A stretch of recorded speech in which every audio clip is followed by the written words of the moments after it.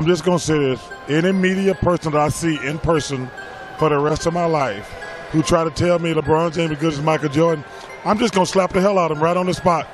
Right on the damn spot. No question asked. How many more years you think LeBron's going to play?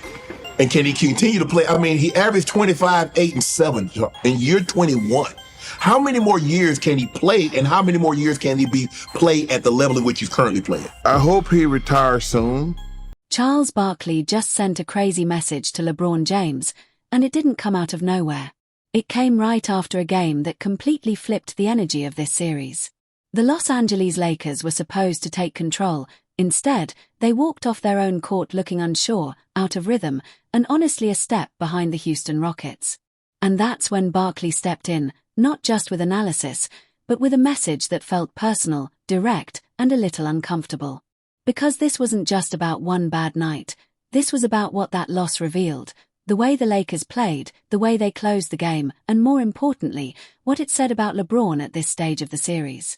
Barkley didn't dress it up, didn't soften it.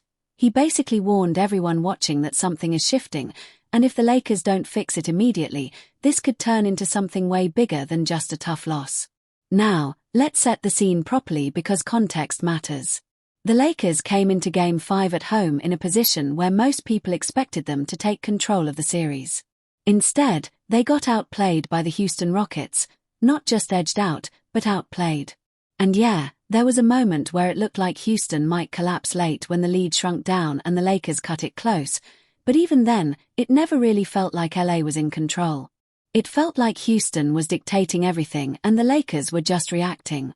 Listen, LeBron, number one, I think he's earned the right for a farewell tour, but it's clear this is his last year with the Lakers.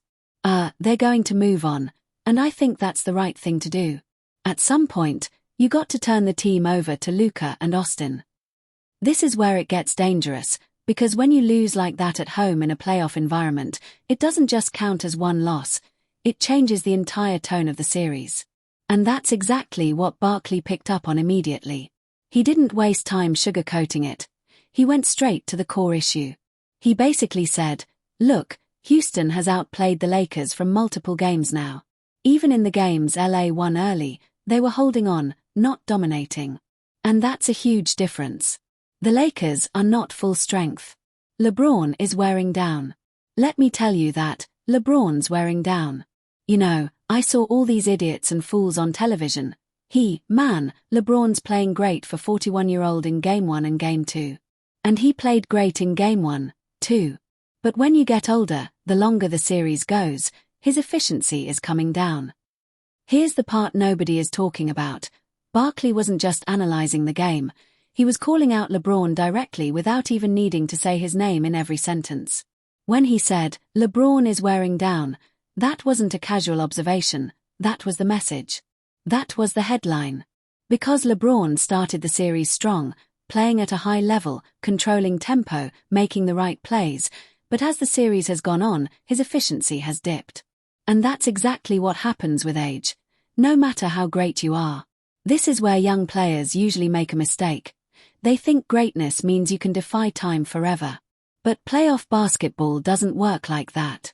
The longer a series goes, the more it exposes everything. Your stamina, your decision-making, your weaknesses. And Barkley pointed out something that a lot of fans don't want to admit. When LeBron's efficiency drops, it doesn't just affect him, it affects everyone around him. Because think about it, when LeBron isn't creating easy looks, guys like Austin Reeves aren't getting those wide-open opportunities anymore.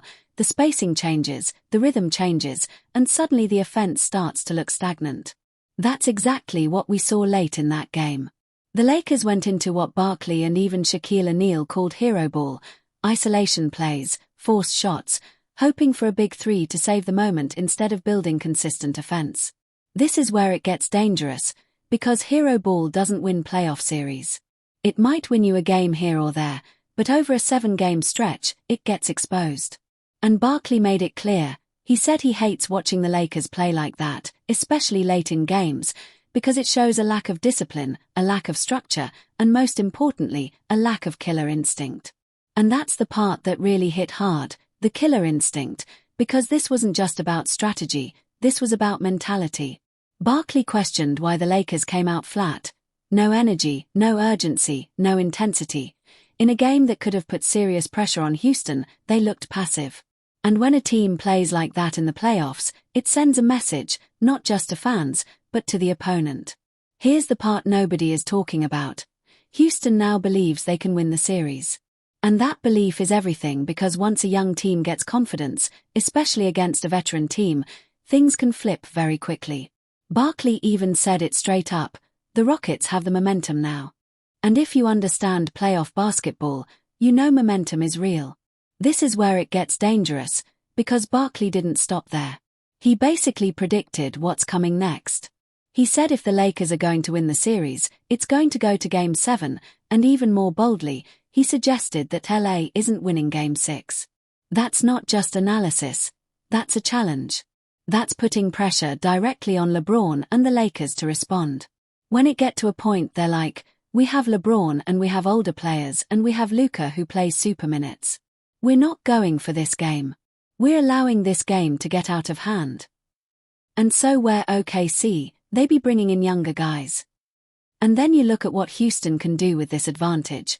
They're going to attack LeBron even more, force him to work, force him to expend energy on both ends, and if he's already showing signs of wearing down, that's a serious problem. Then you add in the situation with Austin Reeves, who's just coming back and hasn't been fully in rhythm.